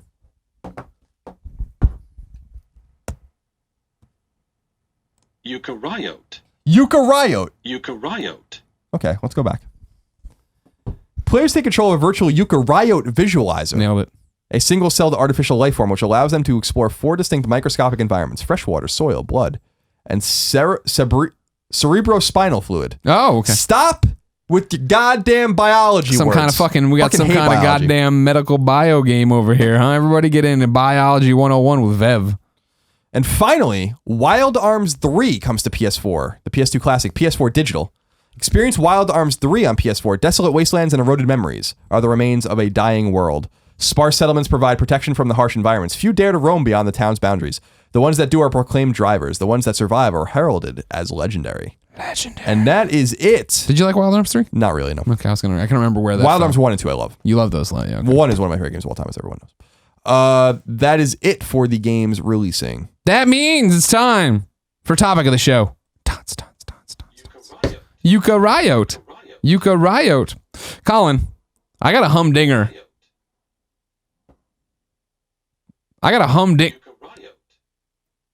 Is it picking up? Because I hate it when we do funny audio gags and you don't hear them. It just sounds like silence. I got a humdinger of a topic of the show for you. You ready? Tots. This one comes from Game On Parker, who wrote in and posted it over on kindafunny.com/PSQ. Colin, put on your thinking caps. This involves, you need your imagination. I need multiple thinking caps. You need your imagination for this one. Yeah, well, I know one isn't good enough for you. No. You'll be way too grounded. You'll start talking about Trump and everything. Okay. Hi, Portillo, Colin, and Greg. This question might bring out the craziness in both of you, but hopefully it will be in a good way. If you could become Shuhei Yoshida for one day, what would you do? Every decision you make will stay set and cannot be changed. I'm just curious to see how both of you would spend your time being Shuhei for one day. Don't get too crazy. Game On Parker. So we wake up, or we sign a deal with the devil. So we're 100% aware, because that's always the big thing. I wouldn't. What is this all a dream? What's happening? We go into this knowing tomorrow we're gonna wake up as Shuhei Yoshida. We'll be fluent in Japanese. It'll be like a Green Lantern ring where we're just translated. They're translated. It's no big deal. But when the alarm goes off, we wake up. We hit the alarm. What are you doing? Hi. Look, it's already happening. And konnichiwa. Sumimasan.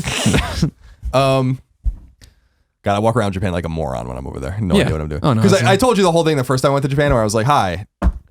Like when I walk up to someone and I was like, I'm just saying yes. I'm a fucking idiot. Yeah. I think I did that the second time I was there too. Anyway. So what I would want to, so there are things, I don't even want to make decisions. There are things I just want to know. Exactly. And so and it's not even the things that are happening. It's the things that have happened. So you're going a different direction. I don't care about the future plans. That's whatever. Those are already set in stone. We're not in a day. We're not gonna be able to change those plans. But like, they have budgets and they have. Like, I'm not gonna go to Sucker Punch and be like, "Hey, you've been working on a game for 2 years, and guess what? Like, we're gonna find another $50 million, and you're gonna recreate your, like." No. See, what mine would be is that I would have a morning of, not a morning of, but I would take like a section of the day for Skype calls, and I would call Sucker Punch, and be like, "All right, bring me up to speed. Where are we at? Show me the latest demo." You know what I mean? All right, great. Hang up on them. Call Bend. Fire Eric Jensen. Now show me what he's been working on. And they're like, we haven't been working on anything. You told us not to shoot. We have this game called Dead Don't Ride, but nobody wants it. No, we actually haven't made a game. We have a logo. It's a very pretty logo. But we've been sitting here for 5 years and we can't. It's hard to get to our office in Bend, so we have no idea what's going on here. I want to know what's happening to Naughty Dog. I hit them up. What are they working on? Yeah, that's not that. Like, so because we'll find answers to those eventually. But to me, I would basically spend all day going through my email and reading old shit and listening to old voicemails and like, so I'm sure a company as big as Sony probably has their own historians or their own archivists, basically. Like, I would be like, I need a dump of like everything that I sent like the entire time I've worked here. I would like do like huge word searches on like whole databases of his emails and like figure out, because there's so much awesome shit in there probably about like canceled games and some difficulties and some successes and things we just will never know about. Way more interesting than finding out what these guys are gonna be working on anyway. So that's how I would say, like from 12:01 a.m. until 11:59 p.m. I would be trolling his email. I would be in email and be talking to people and listening to voicemails and like having conversations and maybe find something in there and then go find that person and be like, hey, do you remember this thing? And like, tell me about like, refresh my memory on what happened here. Why did we get away from the boomerang controller? Can you go get me the boomerang controller, please? I want to see the boomerang controller. So I'm throwing you a curve here, but that's the way you use that time. That's the way you use that time. I mean, sure. And then I come back and I tell you everything. No, sure, but I mean, like that's the whole. As usual. Yeah, but we could ask you most of those questions. He'd tell you all that stuff. Not to mention that I don't forget. Shuhei Yoshida did say Horizon was coming out this year, and we don't know whether or not that's true. Did he lie to my face? Like Druckmann did. Now, also Neil Druckmann. Think about it this way too: of like emails only go so far back. He does have beautiful hair. That's what I'm saying. Archivists like. But okay, we think they should. Sony, but do they? Sony definitely has everyone's emails. It's a big company from the jump. Yeah, I bet you they do. I don't think they do. I don't think, even if it is, I don't think it's easy enough to be like, cool. They come up with like a flash drive in 15 minutes. Here are all your emails. I'm sure it's a process. You've wasted your day. Hopefully, there's not some fucking awkward things in the email. Some stupid interns down there. Oh, there's 100. That's the other thing too. Is like you've gone like You're reading his diary. Like, you've gone super single white female about it. Like, I want to know what other people are doing, but I'm not invading Shu's privacy. You're going through, there's emails from his family members. You're impersonating him to other people to get information. It's the same thing. I'm just finding things out. Come down from your ivory tower, sir. I'm just finding things out. I'm just going to go, great. If they're like, what do you think about it? I'm like, let me sleep on it. Hit me up in the morning. I'm not going to make any big decision. The one big decision I'd make is I'd make sure we're getting a Patapon. I'd be like, I'd hit up everybody. Where are we off in this Patapon? Whatever happened with the Patapon, Vita game or the Patapon remaster? I'm like, oh, well, I got killed for this. And I'm like, nah, that's dumb. Let's get on Kickstarter, huh? Let's just get it fucking out. The more interesting mind kind of thing we could, like the game we can play is if you were Shuhei Yoshida and you had $500 million and to spend, and 5 years, what would you do with it? That's fun. What would you do? Buy studios and probably buy a few studios and then see what how much those studios cost. Who are you buying? I mean, I would buy Housemarque. Drinkbox? No, I wouldn't buy Drinkbox. Why not? I think they're great. I'm talking about studios that probably have an interest in being purchased. I don't think Drinkbox has any interest in being purchased by anyone. I think Housemarque would absolutely be a Sony studio. I mean, you think why? They're doing good on their own. They're doing great on their own. Yeah, but they only do PlayStation games. Sure. Well, I mean, why do you think that they want to be purchased more than Drinkbox wants to be purchased? Well, because I'm saying it's the possibility of that. I don't think that Drinkbox Studios is like a small group of people. They're not going to be a first party studio. Housemarque is a little bigger and a little more established in the ecosystem. I'm not. It's no disrespect to our friends at Drinkbox Studio. I hear you. It's just so I would go invest in some IP and I would revive some IP and cancel some games and really wield extraordinarily. What'd you say? You gonna cancel Gran Turismo? I would cancel Gran Turismo, fire Kazunori, close down both Polyphony offices. You'd thank them for their services. You'd hit the button and launch Last Guardian. Just like, it's out. Fuck it. We're not waiting till E3. I would release the old version of The Last Guardian. Oh, wow. That would be funny. That'd be really funny. Actually, we've been trolling you with this game doesn't even exist. We have the PS3 version. It's been done for 4 years. And it sucks. Here it is. Yeah. Enjoy it. And you'll still buy it, won't you? You're still going to buy it. Yep. Mm-hmm. So I keep forgetting that game's coming out. I don't even care about that game anymore. I think that's the big problem. I could give a flying fuck about that game. That's the big problem, I think, with Last Guardian. Why I do think pure morbid curiosity. One of my E3 predictions is, I'll lock it in now for that show because we got to start gearing up for that eventually, is the fact that I think it's going to be and it's out today. It's out right now. Can't do that. Download it right now. Why not? They're not doing anything else. Because they're going to have to flood the retail channels with it too, and it's going to leak. Unless they don't have to retail it. You think that's going to be a digital only game? I mean, how long is this game limped along? A long time. Exactly. What are we expecting out of this? I think you release it as a digital and you put it out for $40 and you set the expectations on what you're getting here. You're getting a 5-hour game. It'd be funny if it was a PS Plus game. That would be interesting. That would be bold. Yeah. They'll make money back on it. There's so much morbid curiosity about this game that it'll sell. They're never going to make their money back. I mean, unless the budget's been... It's the same thing with Final Fantasy 15 where I'm like, there's no way. There's no... How do you make your money back? I don't know. You make an anime, you make a movie, but I don't know. A bunch of crazy ass collector's editions. I don't know if you've knew this about me, if you've known this about me, but sure. If you look at Kind of Funny, I don't know much about business. No, I'm well aware of that. So I know economics. I'm no Adam Smith. Sure. But nor am I Bernie Sanders, if that makes any sense to you. That works for me. I know Bernie Sanders. Feel the burn. So like, I'm not like super up on economics like Mr. Smith, but I don't just say whatever I want like Bernie Sanders. I say whatever I want, but I don't say whatever I want. Okay. Listen to the difference. I don't say anything I want, but I don't say anything I want. Okay. Okay. I think I understand a bit.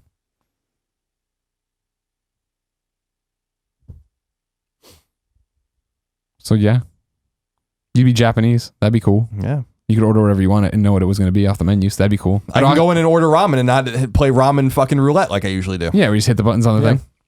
So you want to go back. You want to find old stuff. Mm-hmm.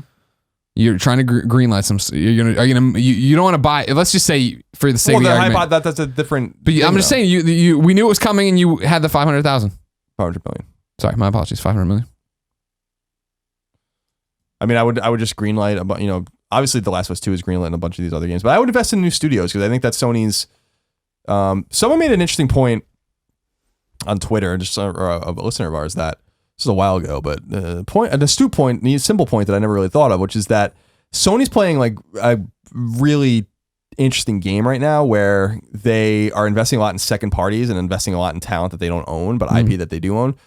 And so that's a low risk, low reward kind of situation, I think, where okay, so the game doesn't work out, you don't own this team, they can go fuck off, and like you have your game and your IP, and maybe it sells, maybe it doesn't. But the risk reward thing is like, well, so what if this team ends up being really good and this game's really good, and now you just showed the entire world how good they are, and now you can't nail them down? This is exactly what happened with From Software, I think. So, and From has obviously been making games for a very long time, since PS1 and PS2, but for Sony, but Demon Souls is a great example of a game where like you might have wanted to be a little more careful with that. And this Dark Souls shit would have played out very differently for you. Sure. And imagine if they didn't have Naughty Dog locked down and Uncharted came out, or Uncharted 2 came out, and then everyone's like, well, Activision's like, well, we have way more money to spend. We can, you know.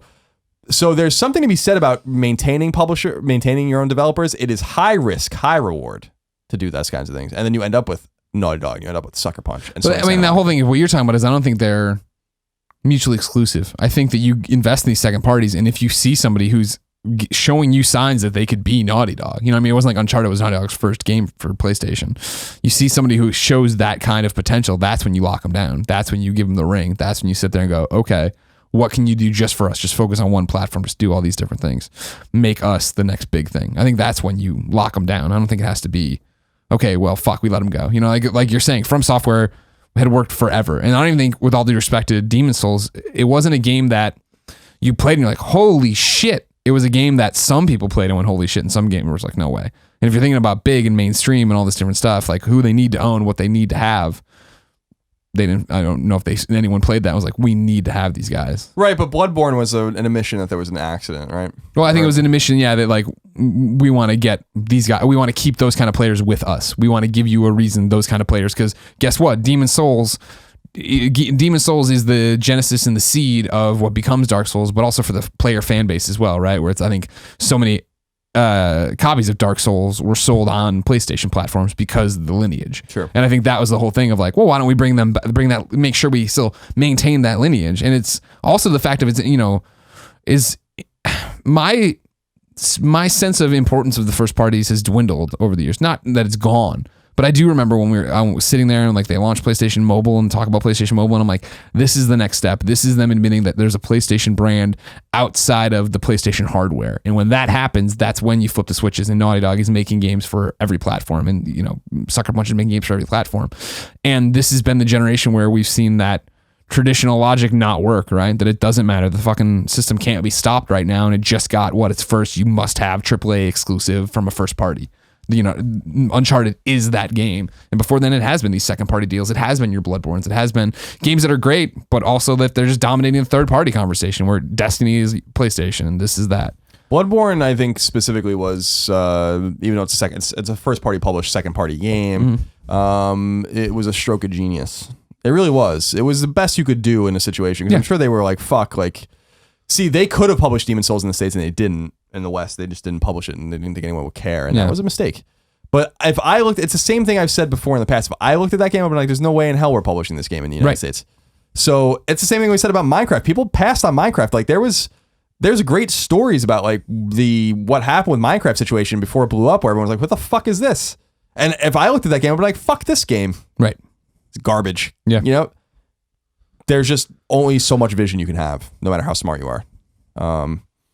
So yeah, you'll see what happens. I think that the first parties are important still because they give brands identity. They're important. I'm not saying I'm not trying to make it out that there's no need for first party. I still do think that in the future, the ubiquitous future that Yves Guillemot think is coming in the streaming thing, and after one more generation, clearly that's going to put Sony in a great spot of like, all right, cool, we have these incredibly talented people, let's do it. But now they have to be in a better spot. That's the point I'm making. They're shuttering studios, but not really opening one. The Northwest Studios, they're really the only. We don't really know what the fuck they're even doing. Sure. I don't think they're doing anything that we're going to care about, to be honest. But I hope I'm wrong. I think they're doing VR.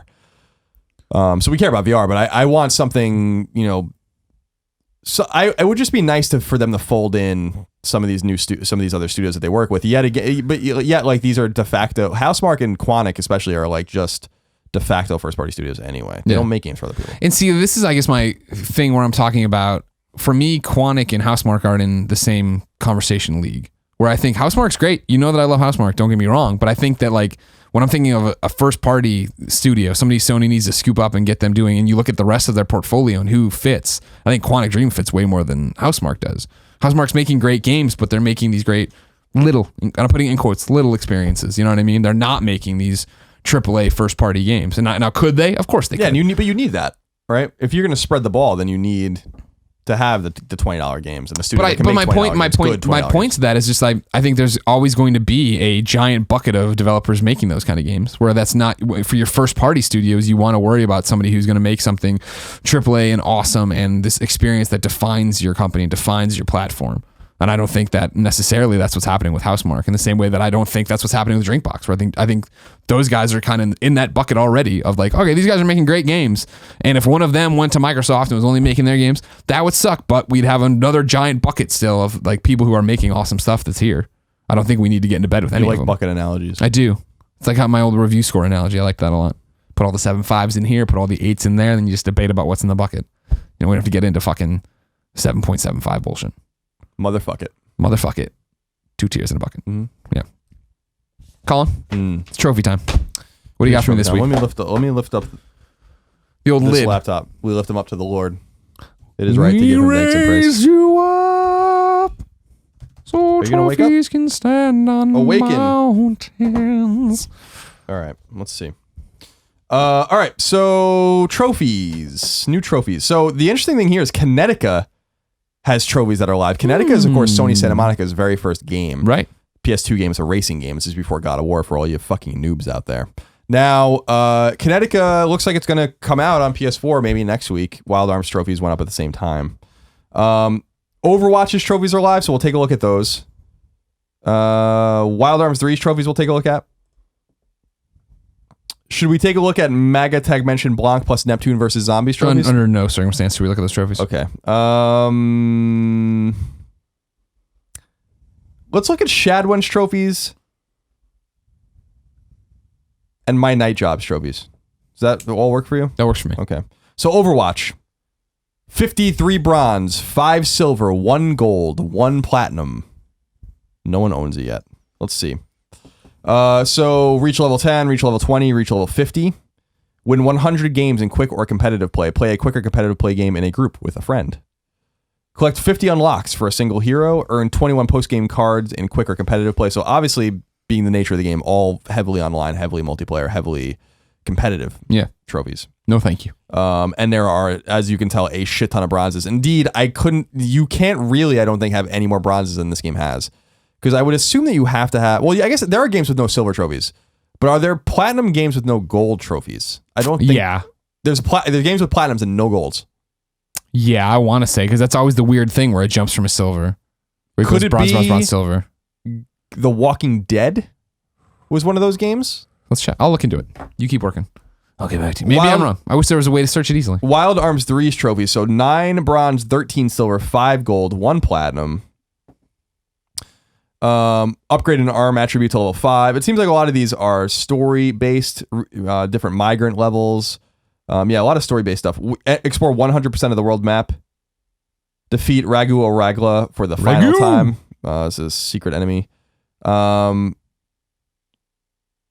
see. Reach level 90 with Virginia, Clive, Jet, and Gallows. So yeah, there's some grindy ones here, but I think you can do it. I don't know if there's any missable ones. Shadwen has 36 bronze, 8 silver, 3 gold, 1 platinum. Completing the levels. Wow. Okay. So complete level 15 gives you 1 through 15 gives you trophies. Kill all the guards and all of them gives you trophies. So those are 15 more trophies. Don't kill anyone in different levels gives you a whole set of trophies. Yeah, so basically the entire trophy list is populated by beating levels and then killing everyone or killing no one. So it sounds like it's going to need to be replayed at least twice.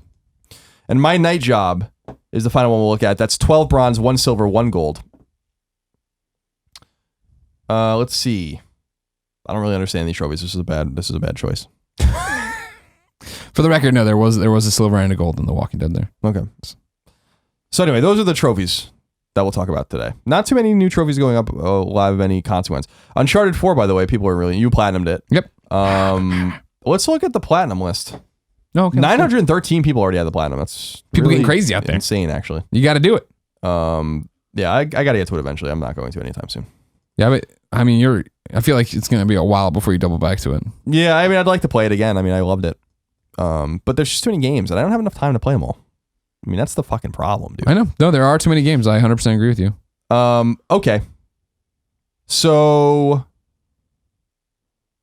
trying to figure out. I know. I want to. This is perplexing now because I want to say that I've seen games without golds that end in a platinum. But is that really possible? Is that just in my head? Well, games end without a gold trophy, but they might have a gold trophy. No, I'm aware. I know. I'm not saying like in the lineage of it. I'm just saying to the point we're talking about in terms of how many because you can break up the points however you want. You can, but so it could be all bronzes and then the platinum.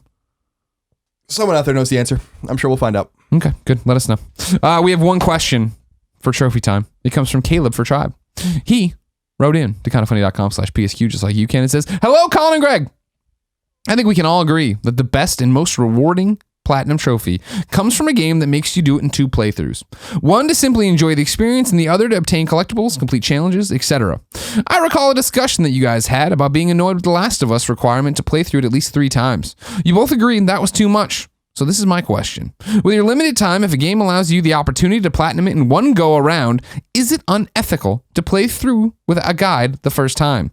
I did this for the Order 1886, and while I didn't get a natural experience with it, it allowed me to get the platinum without having to bear through that pretty boring game again. I'm interested in your thoughts on the matter. Cheers. Caleb. P.S. I love you like a song, baby, and I keep hitting repeat. I don't agree with him from the get-go. I don't think it's unethical. I've used trophy guides to platinum a game in one run many times. So I'm saying I don't agree with him that the most rewarding comes from 2 playthroughs. No, I don't agree either. I love one that you play through the game and then you can double back and do whatever. And I don't like playing games a second time. I feel like I'm always wasting time. I want to get to the next thing, go to the other thing. So going back and playing a game again always takes something out of it for me. I'd rather just even though I had to play Uncharted 3 times, and there is now, it looks like an exploit for speedrun. So you should probably actually get on that before they do it because it's super simple. What is it?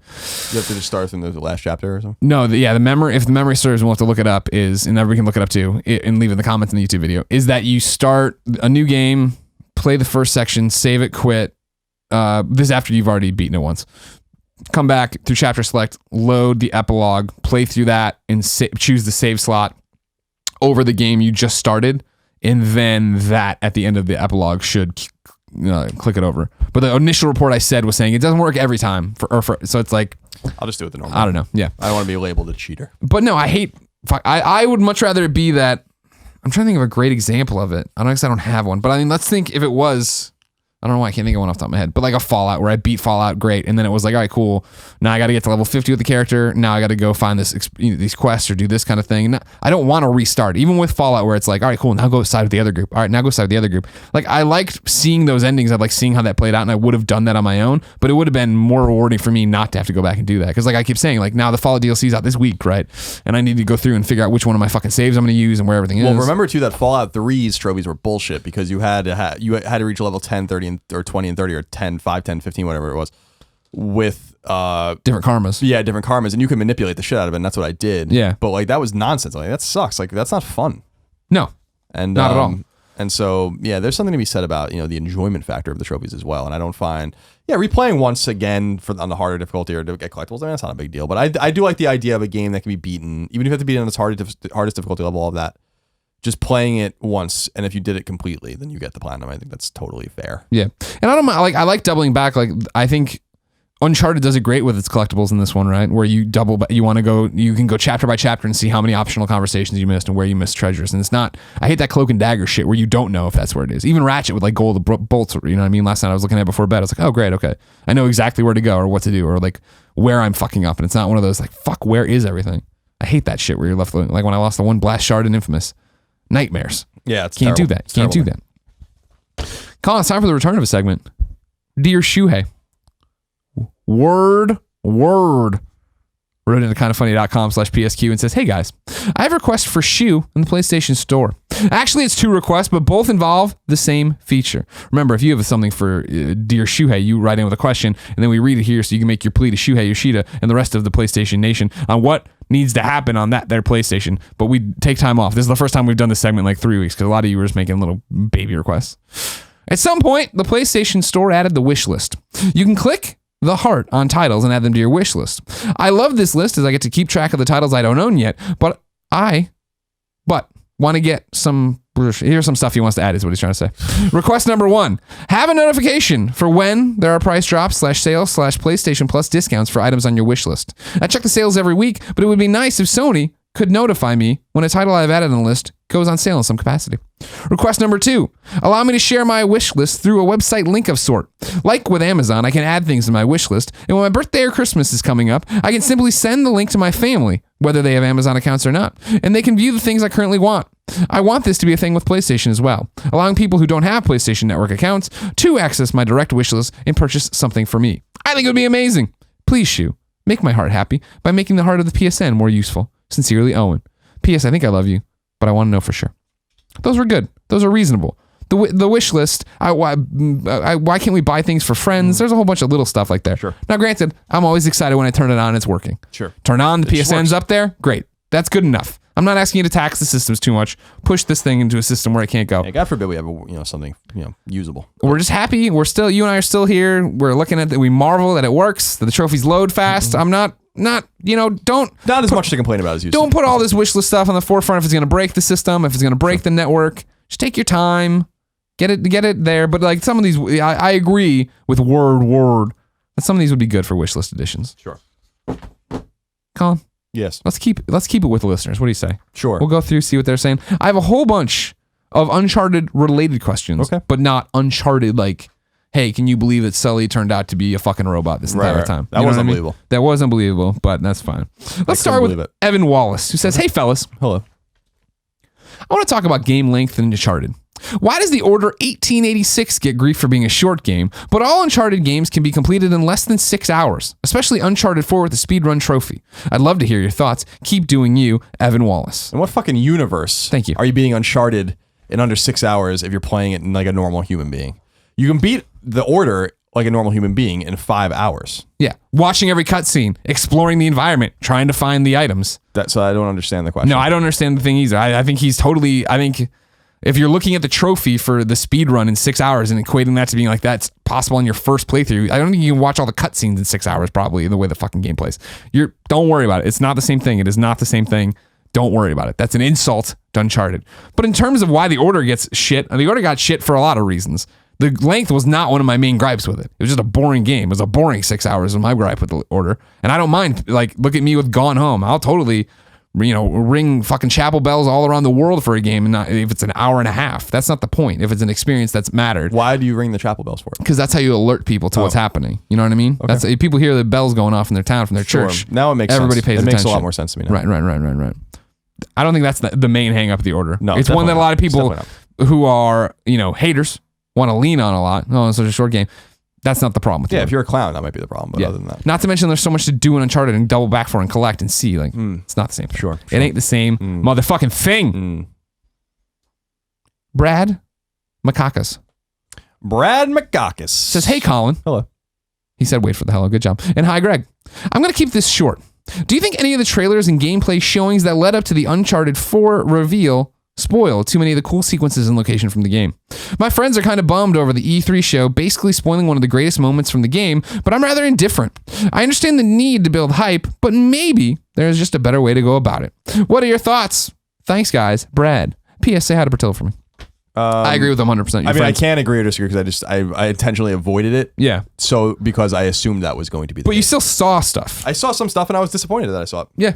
No, that was the big problem, and I think it's reflected in the review when I'm talking to Tim about, and there's no spoilers here, about the lack of giant set pieces and crazy set pieces. I remember, spoilers for Uncharted 3, when, like, the day before we got our Uncharted 3 copies, they showed the subway commercial, showed the plane breaking in half and, like, Drake flying out without holding on to anything. And it had never in my mind occurred to me that might be a possibility, that you'd be free falling in this game. And so when I got to that point, I was like, that sucks. I didn't know that was happening. And I remember playing Uncharted 4 and being like, okay, cool. Like, all right, this is that part. I saw this at, okay, cool. This is the PSX demo. This is when the demo broke. Okay, cool. I've seen this part, but it'll be fun. All right, going a little bit further. Okay. All right, this is the Jeep demo from E3. This is the one this was awesome when it happened to E3 playthrough. That's fun. And then it was like, shit, those were like, there's moments in here, but like the big moment was that E3 demo. And the E3 demo, if I hadn't seen the E3 demo, if they hadn't shown that demo to E3, if they hadn't shown it behind closed doors and then released it all to the public anyway, like, if you didn't know that would happen, I agree with your friends that would have been one of the greatest moments from any game, let alone Uncharted. Like, you would have been I would have, as it was playing it and I was having a good time, don't get me wrong, but I'm doing the thing where I'm like going down in the Jeep, like in there. And I remember like, talking to Bruce Neal afterwards, the fact like you can take any pathway to get there. And I'm like, oh, that's cool. And I deviate a little bit. I'm like, oh, cool. They're right. No, neat. And Sully's joke to the guys about first time driver. And it's like, oh, and then it's like, oh, cool. I'm going to hang out. I'm going to get drunk. And it's like, it was like some point in there where I'm just like, fuck, can you imagine playing this with no context? Can you imagine playing this and having no idea any of that was about to happen? Like how... That's why I don't preview games anymore. How crazy that would be. I know. That's what's nice about us is that usually it is. Yeah. Like, oh, cool. That game looks great. Blackout. Don't even know anything else about it. I don't know anything about any of these games I'm excited about. That's what's so fun about it. Yeah. V2 Drake wrote in to kindafunny.com/PSQ and says, hey, Greg and Colin, I have a rather exciting theory. Spoiler free. So Uncharted 4 has great star PS4s, and I happily spent upwards of, it's like an upside down J with a line through it, 200 on everything from the game to merch to DLC. It's my favorite franchise by far, and like you, Greg, I'm in it for the relationships. It's the reason why I had to play it almost non-stop until the end hit. I need to know how everything panned out. That brings me to my theory in question. Without spoilers, do you think the single-player DLC for Uncharted 4 could be a zero-combat adventure with... I'm going to leave all that out. I don't like that. I don't like what he said there. Do you think it could be a zero-combat adventure? Yes. I remember Colin said in his review Left Behind that it would have been even better if there were no combat. I'd love own adventure, no combat. Do you think there'll be? Do you think there'll be? Do you think it'll be that though? Yes. Really? Yeah. I say under no circumstances. It's so the problem with the. Well, I don't want to talk about this because this is too. Okay. It's impossible not to spoil the game if you want to talk about it like this. I don't think we need to. My whole thing is, I think, is it possible that there'd be a combat-free DLC for Uncharted? Sure. Do I think that's going to happen? No. I think that Last of Us was your best chance of that because combat was so limited. They could have gotten away without it. And that was what was so frustrating about that was that the Left Behind was awesome, and then at the end there's like an arena, like you're in the mall and you're fighting everyone. Yeah. And I'm like, why does it have to end like this? Why didn't you just end it? Why can't, like, they don't fight every day of their lives, Give us a glimpse into their lives when things are just normal for them. Right. And they did that for the most part, but that was where the Left Behind was. And see, I think it's just, I think Naughty Dog probably took that to heart in terms of what they could have done there and interesting. I do think that the Uncharted DLC will be Uncharted. I think Uncharted is these zany adventures and shooting a gun and da-da-da. So is it going to be some kind of prequel to Uncharted 4, wherever in the Uncharted timeline of Nate and Sully on an adventure? Is it going to be something with Sam and Nate on an adventure? Because clearly they worked together for a while, you know what I mean? Or is it going to be, is it going to be an offshoot? Is it going to be Cutter and Chloe? Is it going to be Elena doing her own? There's so many different ways that you can fuck around with it, but I think you still have shooting in there. About Flynn. Oh, man, a prequel for Flynn? Mm-hmm. Man, I'd love to see it. About Flynn. What about a Lazarevich RTS? I love that. How he rose to power to become such a warlord. I really enjoy that a lot. Speaking of that Last of Us, Benny Blackout wrote in and said, hey, Colin and Greg. Hello. With Naughty Dog's tendency to announce their next title relatively soon after their last release, parentheses, The Last of Us announced a month after Uncharted's release, and Uncharted 4 announced within a year of The Last of Us being released, and it most likely being a Last of Us sequel that's in the works. I was wondering what you guys thought the game would be called. In my opinion, The Last of Us 2 sounds clunky and redundant, and I can't help think that something like The Rest of Us would work better. And if indeed the series makes it to a trilogy, call the finale The End of Us. What do you guys think about this suggestion? And what would the ideal title for The Last of Us sequel be to you? Thanks, Benny from Australia, governor. P.S. I love you, Greg, but us Aussies don't talk like that. Save it for the pommies. Fuck you, I'll say whatever I want. Benny Blackout. I like the idea of The End of Us. I think that's cool. But that's a nice convention, but I think that it'll be called The Last of Us 2. Or The Last of Us : See, that's my naming convention is going to be game or something. I don't know. My name, it's going to be The Last of Us : whatever it is, and that's where all the scuttlebutt about the poster in the game is coming from, right? The Last of Us: American Daughters. We've talked about it on the spoiler cast, so I won't go into too much here because I don't know where you are or anything else. But there's Easter eggs and stuff like that. But what it's going to be, I don't know. But I think The Last of Us, in like what we talk about with what we'd want out of a sequel, Last of Us, you want it to pick up right away. I'd be totally fine with new stories, new people, whatever's happening in that world. I think The Last of Us becomes this universe in a way. It becomes its own anthology, and I think that's the way you build off of it. I agree. I don't like Last of Us 2, but that also, we already know sequels sell better. So if you put it on there, it's going to do better than there The has Last to be of a Us. call out to The Last of Us in it. So in the title. So yeah, 2 or the colon thing, I think is probably a safe bet. Or yeah, I'm excited to see. I really do hope it's about Joel and Ellie still, but I really care about those characters. I care about the world as well and the fireflies and all that. But I just feel like there's so much more to be told there. They have to be in it. What do you think still left to be told? And I mean, I know it's hard not to spoil. Oh, fuck it. Last of Us been out forever. Yeah, Last of Us came out 3 years ago. Joel and which is unbelievable. Joel lies to Ellie, right. and Ellie tacitly kind of acknowledges it, but not really. So just her sigh. Okay. So I think that the story should probably, I would like for it to take place right after the ending, but I think that it should very least take place of her like being rising in prominence in some way in the resistance or in the not really the resistance, but the fireflies or whatever, and maybe Joel is dead, or maybe Joel, becomes a bad guy or something. I don't know. Like there's a lot of different ways, but I think it should. My thing is, I just feel like when we start talking about that, it's like it's a really interesting pick from the picking right back up, but then like what's the conflict? What's their motivation anymore, and what's their goal? Like, I mean, the thing The Last of Us nailed, I thought so well, was cool. Your mission is to protect this girl. She is the future. Can save everything. Da da da da. And then we get to the end of The Last of Us, and now we're just gonna live our lives. And I feel like I don't know what we come back from living our lives to do necessarily. It would be interesting. The conflict, I think, could be interesting. It starting right after it, but not necessarily taking place right after it. I think it's entirely possible. That's the way the first game started too. Sure. So it would be interesting to see what their conversation was like, and then just fast forward 20 years or fast forward 10 years, whatever. And there's some sort of relevance where they have a falling out or something like that. There could be rumors spreading among settlements and stuff that this girl could cure us and selfishly was removed from that situation by another guy, trying to save her life. And there's a lot of like conflict. I mean, I don't think you could have a very hard time figuring out what the game would be about. I think you can go in a million different directions and be totally compelling. But unlike, you used to talk about The Walking Dead about how it's about those characters, not about that world. Well, I think The Last of Us is somewhat the same. I think the ethos it's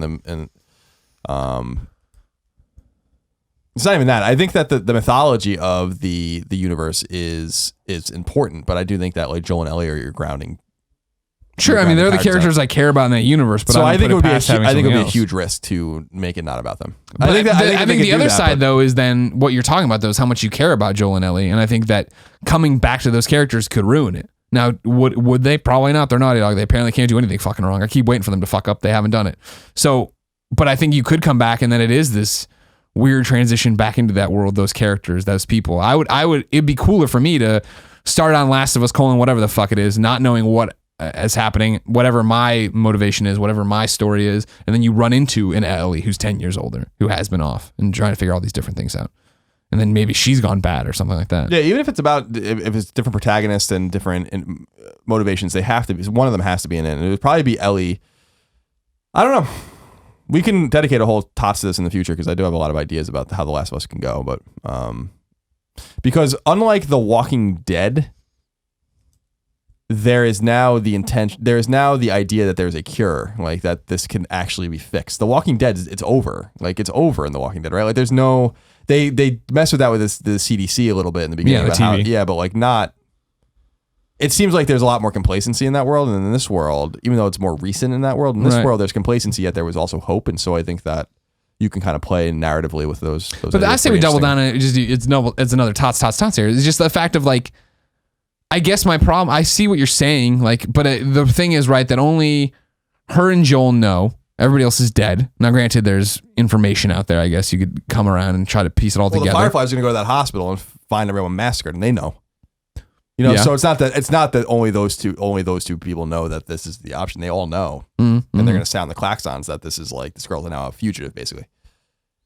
So then, I mean, what's the narrative we're thundering through is now they're just on the run, and they're trying to capture her to come to the exact same ending we saw before.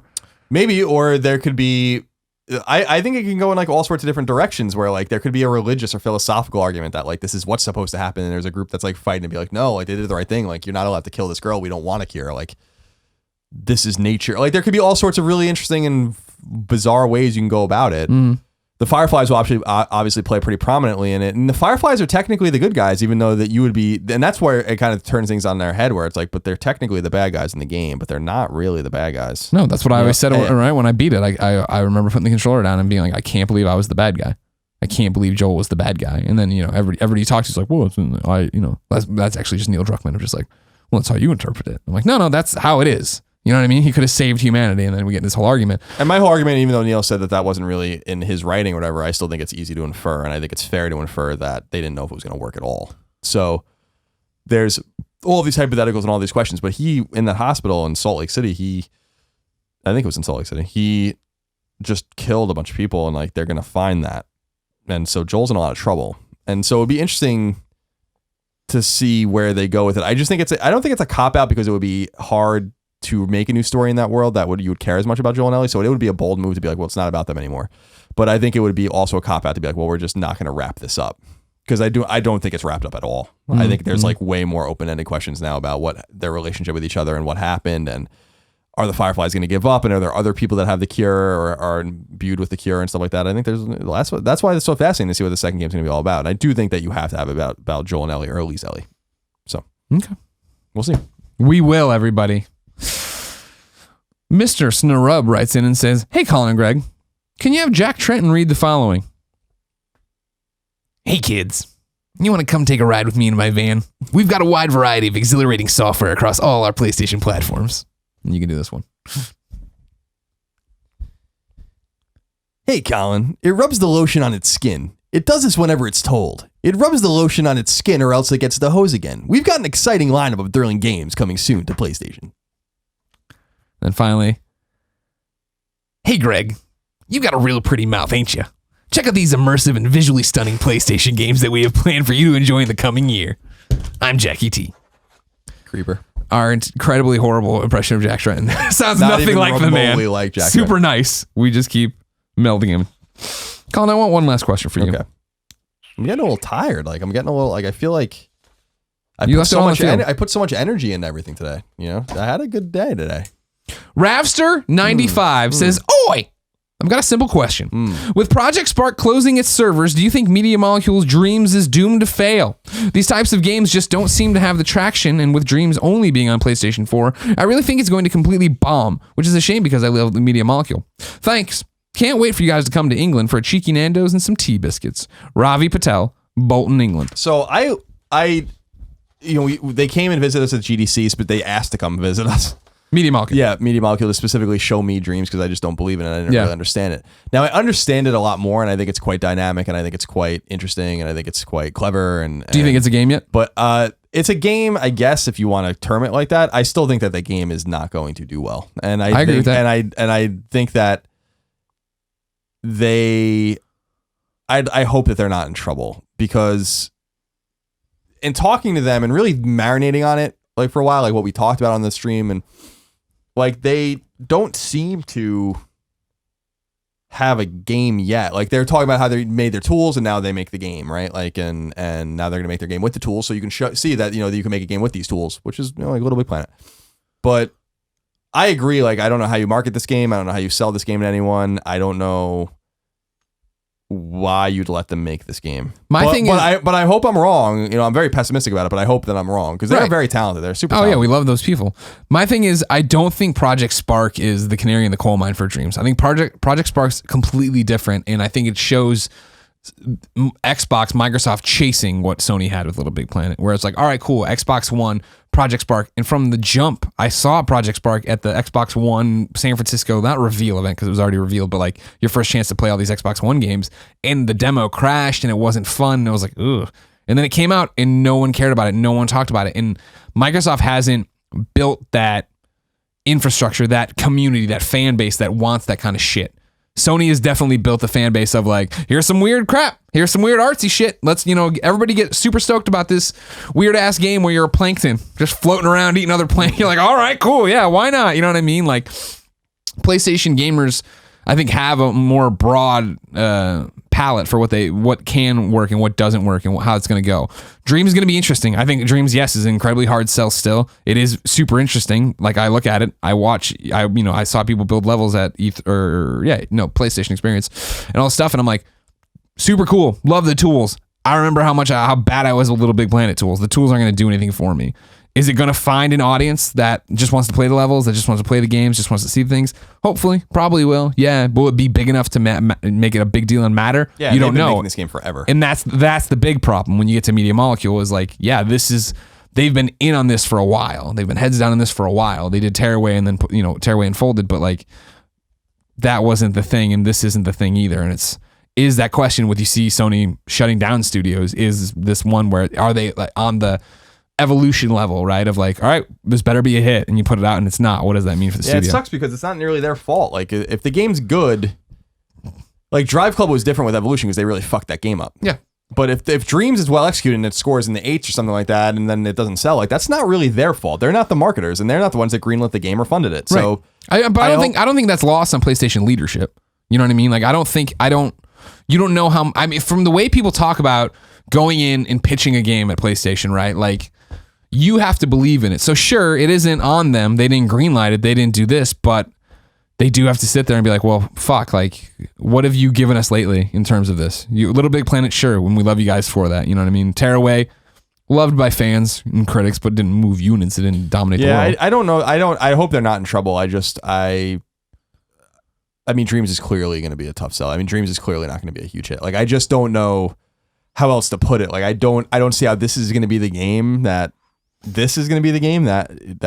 breaks open the floodgates with Uncharted and some of these other games of first party success. I'm like, I don't think so. Yeah. I'm concerned for them, and I'm concerned for that game, but I understand it a lot better now, and I can definitely say that. And I think it's quite quirky and quite charming. But it's not for me. I'm not eager at all to play it. Not even a little bit. And that's the thing about it. And based on the demos where I'm like, man, this is cool tech and this is cool, and I like what I'm seeing. I don't want to play. I'm not like, oh man, I can't wait to play it. Totally excited to see what happens from a business perspective when it's out. Want to see what people create in it. Want to see all these different things, but I haven't been sold in terms of I need to sit down and play this. Sure. I can't wait for Dreams. If Dreams was coming out tomorrow, I wouldn't be like, oh fuck, here we go. I'm more excited for that Fallout DLC. I know you are. Colin, would you like to meet your new best friend? I have to. P.S. I love this best friend XOXO is where you write in looking for people to send PSN messages to you. Looking for people to send PSN messages, friendship to you. And today is Adam Greeny. Adam Greeny writes in and says, years ago, back in 2010 or so, I submitted my name for PS Hit of the Week on Podcast Beyond. My story of being dumped a day earlier while coming out of the shower naked earned sympathy from Greg, and he actually friended me. One of the best days of my life. However, ... During the extra life that year, I jumped in to play Uncharted 2 multiplayer. Because of the limit on friends, Greg had to unfollow and follow people to bring them into the game. Since that day, I have been a husk of a man, unfollowed by Greg, an empty shell. For this reason, I feel at some point in the future, I should submit my name and up the number of best friends I have in the PSN. In fact, let's make that day today. Adam Greeny, all one word, but it's EY at the end of Green. Adam Greeny. Everybody go send him support, friendship requests, and be cool folks. Colin? Do you have this week's forgotten PlayStation game? It's on you, actually, I think. Oh, is it really? Yeah. Then I don't have one. We've been doing audience ones over and over again, so it's actually your turn. Okay. There's no forgotten game this week. It was forgotten. Okay. PSN's worst name of the week. This is where you go to kindafunny.com/forums. Submit your bad PSN name. Not one you've seen, but instead yours that you regret. This one comes from MC, who writes in and says, hey, Colin and Greg. Colin, get ready to feel old. I first acquired my PS3 during my 6th grade year of education. Terre Haute, Indiana, right? That's how I say that. Indiana born. Middle school starts during the year. Thus, opening my still developing angst-ridden mind up to thousands of possibilities of PSN names that I will inevitably carry to my grave. Punk music was my life, and I couldn't stop playing those darn Sonic adventure games. Especially when it came to the game that starred the leader of edginess himself, Shadow the Hedgehog. So what do I go with? I sat for hours until I finally came up with a name that I would have into my junior year of college with a trophy level of 17. Dark Creature 501. Dark Creature 501. My God, it was perfect. Though it lacks any type of vulgar verbiage, I still, to this day, am mocked online and by my friends for being a stupid 12-year-old kid because of this name. Along with being the epitome of stereotypical middle school PSN ID comes the extremely often mispronunciations of my name. Dark Creator, Dank Creeper, and Black Creation. The number of genuine attempts I hear every time I hop into an online match truly floors me. I wish I could make this shit up, but if I'm lying, I'm dying. Now, only if Shuhei would let us change our names, the world would get rid of these Dank Creeper 501-esque middle school PSN IDs for good. Come on, Shuhei. Just let us change our names. That's not a bad name. I'm a little disappointed in that one. But it's I'm the sure fact, I'm not the only one. But it's the fact of the funny names after the fact. I guess. Nobody sees it. I mean, that's the problem nobody thinks about. You think you got a name that's cool, and then it's like everybody calls you Dank Creeper. Right. They call you... Dank Creeper's a great name. Black Creation. They call you Dark Creator. Big old Dark Creator. Big old Dark Creator. What are you doing over there? Colin? Big old Michael Strand. That name was brought to you by Gamefly. Are you ready to save monthly and play more games? Then let me introduce you to our sponsor, Gamefly. Gamefly is the best way to buy and rent all your favorite games. Just go to Gamefly.com, pick your favorite games, and have them mailed directly to your door. They have more than 9,000 titles to choose from, so you can try before you buy. Go to Gamefly.com/PS and start your free premium 30-day trial today. The premium trial allows you to check out 2 games and/or movies at a time, and you can only get this offer by visiting Gamefly.com/PS. Ladies and gentlemen, this has been PS I Love You XOXO episode 36. Remember, it is KindaFunny.com's PlayStation podcast. It is the #1 PlayStation podcast on the internet, and it posts every Tuesday at 9 a.m. as one big video on YouTube.com/KindaFunnyGames and MP3 services around the world. So share it with your friends. Grab it. Subscribe it. Share it. Yik yak it. You use the Yik yak it? Use the Yik yak? What? There's this program called Yik Yak the kids like a lot. No. You want to get on that? Nope. Not even a little bit. Okay. You can text me if you need me. But I could Yik Yak you too. No. About PS I Love You XOXO. Please I don't. could Snapchat Please you. don't. No, I can don't. Snapchat you the art. Snapchat me. I definitely don't ever You want the Snapchat me. Yik Yak though? No, I don't want Can we to get, what if they should make a Yik Yak PlayStation Vita app? That's what I was That'd be saying. great. That'd be awesome. And that would Use get the camera. kids in. Get the kids right in there. Use the Vita camera. That'd be awesome. Every episode of PS I Love You XOXO ends in a song in a segment we call Singing a Shuhei. This is where one of you goes to kindafunny.com/PSM and submits your music for the show. That's right, something you created. I need your MP3 to download and put on the end of our MP3, and I need your YouTube video to annotate to from our YouTube video. Today we have a special guest, Colin. This one comes from Anders. Hello, PS I Love You XOXO. This is Anders Nystrom, and I probably butchered that. Swedish. Yeah, from the Swedish metal band Catatonia? Catatonia. In Fallout 4 and Skyrim, there are special Catatonia Easter eggs, and this is true. His band is referenced in both these Bethesda games. And we want to challenge all the listeners to track them down. Are you up to the task? The soundtrack to your quest will be provided in the form of our new song, Serene, from our upcoming album, The Fall of Hearts. Thank you, Anders. Anders Nystrom. That is very Swedish indeed. Very. But I thought it was cool that his band, and there's Easter eggs for his That's band pretty cool. in fucking Skyrim and Fallout 4. And I'll be playing Fallout 4. I'll be looking for him right now. So, ladies and gentlemen, until next time, this is Serene from Anders / the band Catatonia. I nail it? Yep. Catatonia. Nailed it. Until next time, it's been our pleasure to serve you.